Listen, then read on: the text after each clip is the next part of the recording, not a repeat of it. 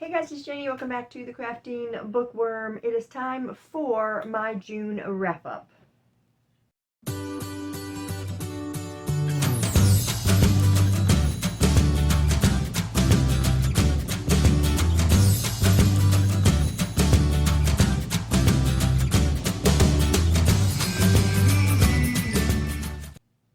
Okay, welcome back everyone. If you are new here to my channel, I thank you and I welcome you for being here. I appreciate that so much. So for the month of June, I read 4 books. Again, that seems like the norm for me to be reading 4 books in a month. The first book that I read was Relentless by Dean Koontz, and this is a book that I read with my sister. Let me read you the synopsis. When Cubby Greenwich receives a scathing review for his latest bestseller by the feared and therefore revered critic Sherman Wax, he's determined to take no notice of it, but fate comes to him right into Wax's path. What begins as an innocent and unexpected encounter is about to trigger an inferno of violence. For Sherman Wax is not merely a ferocious literary enemy, but a ruthless sociopath, and now he is intent on destroying Cubby and everything he holds dear. His home, his wife, his young son, and every hope he had in this world. The terror has only just begun, and it will be relentless. Now, I've said it before that Dean Koontz is very hit or miss for me. And I'm glad that I got to share this book with my sister. We both really, really enjoyed the story. I loved Cubby in this story. I think he is a great character, and the villain was a fantastic character. He wrote him very well, and it all flowed really well. A lot of times when you read a Dean Koontz book, he makes it's hard to explain. It's like a spunky kind of bounce along, even if it's a thriller or, mystery. He's got this really fun flow to a lot of his books, not all of his books. I think my sister even said that it seemed a little slow to her. But I just really like it's just a really cool, fun flow. Like, you're really just talking to the person. Okay, I really like that part of Dean Koontz writing. If you understand what I'm saying, let me know in the comments on that, because I don't know if that's making any sense. I don't know the best way to describe this. So anyway, loved the flow, loved the characters, and there were some twists, and it just all came together so well. I really, really enjoyed the story. Okay, so I'm on my computer. I usually write this stuff down, but today I'm on my computer. And all these books that I'm reading are to finish off my A through Z challenge. So there's that. Okay, then the next book that I read is Variation by Rebecca Yarros. Yes, the one that wrote Fourth Wing. And so I decided to pick this one up. It's a V. It was at Target, and I was sitting there with my husband, and we were looking at the books, and we were picking up these last letters that I needed for, I think it was 4 books that I needed for this A through Z challenge. I decided I was going to read X by Sue Grafton, and I had that on my Kindle, so I didn't need to buy an X. It didn't work out, but I'll explain that in a little bit. Anyway, here is the variation. Elite ballerina Allie Rousseau is no stranger to pressure. With her mother's eyes always watching, perfection was expected, no matter the cost. But when an injury jeopardizes all she's sacrificed for, Allie returns to her summer home to heal and recover. But the memories she's tried to forget rush in and threaten to take her under. As a Coast Guard rescue swimmer, Hudson Ellis knows that hesitation can mean the difference between life and death. He always prided himself on being in the right place at the right time, especially when it came to Ali Rousseau, until the night he left for basic. After the biggest regret of his life, the secrets he keeps means he can never be with the woman he wants more than his own next breath. When Hudson's niece shows up on Ali's doorstep, desperate to find her birth mother, Ali finds herself in an unimaginable position. Ali and Hudson, past and present, might be endlessly complicated. The thread that tied them to each other all those years ago may have unraveled, but the truth could pull them back together or drive them apart forever. So, most of you who've already read like Fourth Wing and that whole series knows about Rebecca Yarros' writing. Love her writing, love her stories. They're told beautifully. But then there was a lot of sexy times. Well, there was like 2, maybe 3 sexy times that really gets into it. And as of late, I've been telling you guys that I really just don't need to read that, and skimmed it all. I don't want any part of that.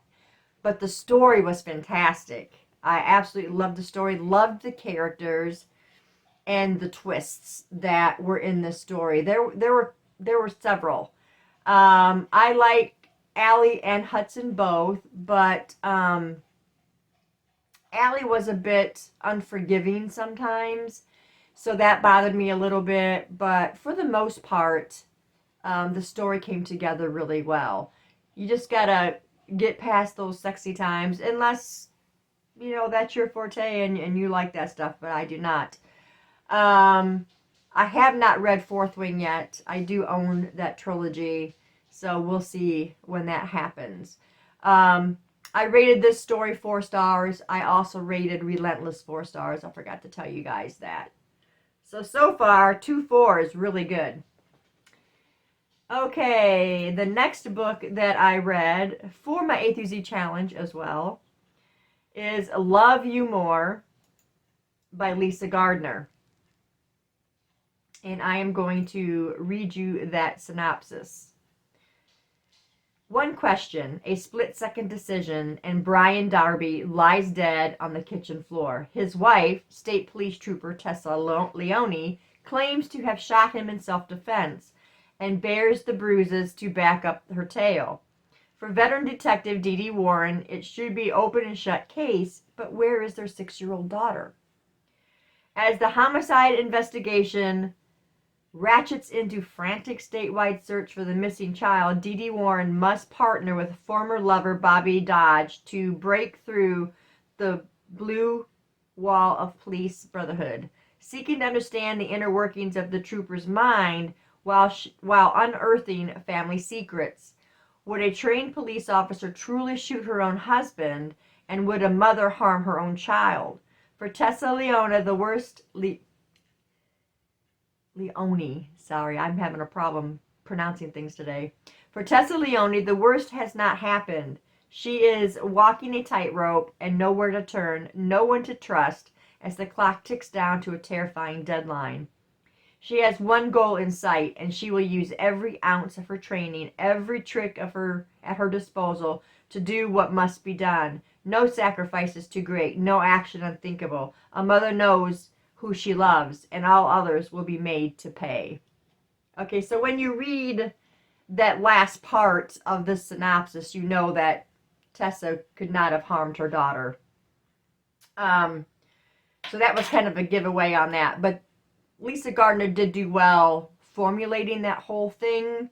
So your mind is going here and there and everywhere else.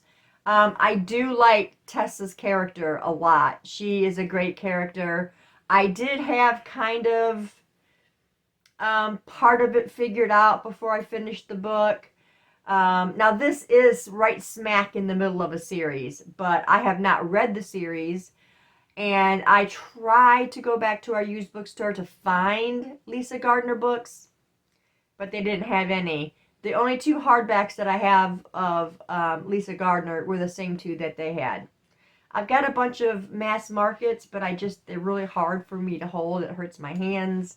And I was hoping I would find more, because then, since I liked this book, I would have started the series from the beginning. But no luck with finding them. I guess I'll have to try to purchase them, on used bookstores or, whatever I can find. But anyway, back to the story.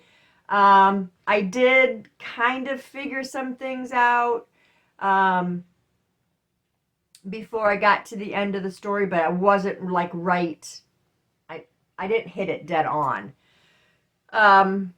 There is a lot of great parts of this book. The characters, the story, the pacing, everything was really, really good with this story. I ended up rating this 5 stars. It does have a 4.16 on Goodreads, so I knew I was probably more than likely going to enjoy it.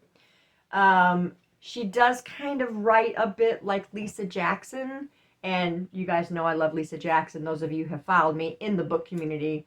So yeah, I was not disappointed, and I'm really going to try to get these other books and try and start from the beginning. This is number 1 to the Tessa Leone series. So you know how some of those mystery writers have like book 1 in this series and book 15 in this series? Well, that's what this one does.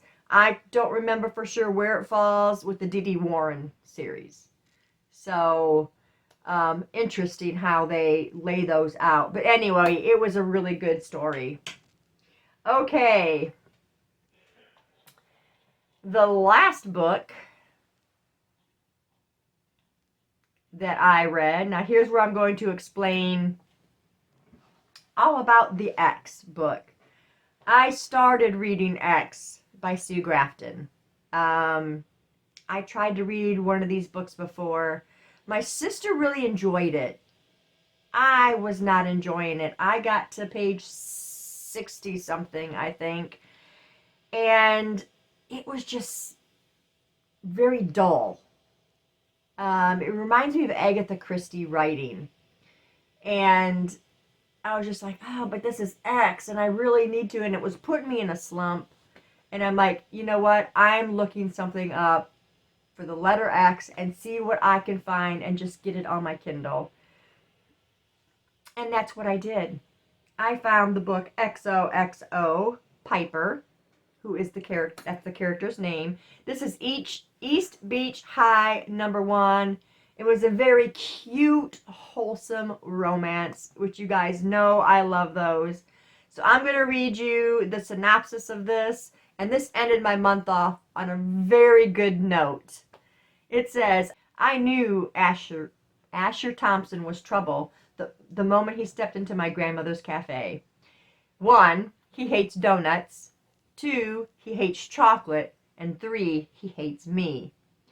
Ash may be East Beach High's valedictorian and captain of the water polo team, but to me, he's always been a grade A jerk.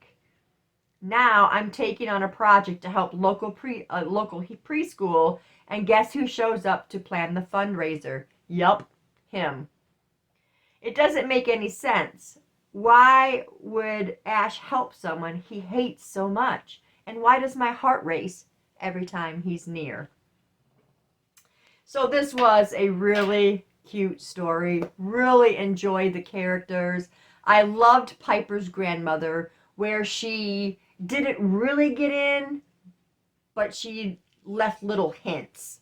Like, she didn't get involved. She didn't try to tell Piper, what she should do, and, even though she was still in school, but she dropped the hints.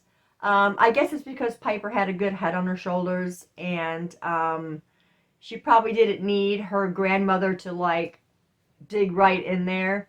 But she would leave little messages behind, which was really cute. I loved the fact that they had this donut cafe, and the whole setting of that was amazing. Also, Piper has an autistic brother, and this is what the preschool that she's trying to save is for kids with special needs. and just the whole story was wholesome. I absolutely loved it. Gave this one 5 stars. And then there is another one, I think it's XOXO Violet, which I can use for next year's X, right? So anyway, great story. If you guys like wholesome romances like I do, then you will really enjoy this story. So those were the 4 books that I read in the month of June. So pretty good. I had 3 4-stars. No, 2 4-stars, 2 5-star reads. And it's fabulous. I love when I have reading months like that. Now, for this month, for the month of July, my reading is not going to be top notch because my vacation comes from the 11th to the 18th. And I probably won't be doing much reading in that time. I do plan to take my Kindle and maybe have some downtime, but we're going on vacation where I visit my 4 sisters, and we're really looking forward to it. It's coming up really, really quick. But yeah, those are the 4 books that I read. If you guys read any of these books, let me know down in the comments below what your thoughts were on them. But that's all I have for you guys today. Thank you for staying tuned, and I'll see you in the next video. Bye.